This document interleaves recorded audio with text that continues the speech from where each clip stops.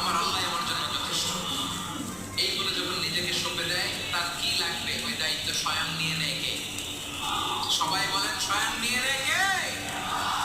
তাহলে আমার প্রিয় ভাইয়েরা, বিপদের শুরুতেই আমরা বলবো ইন্না লিল্লাহ।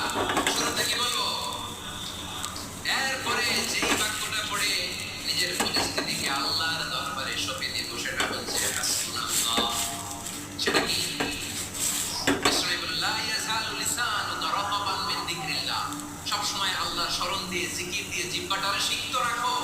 আর শয়তানু জাসিমুন আলা কলবি ইবনে আদম। শয়তান বনি আদমের কলবে খামচি মেরে বসে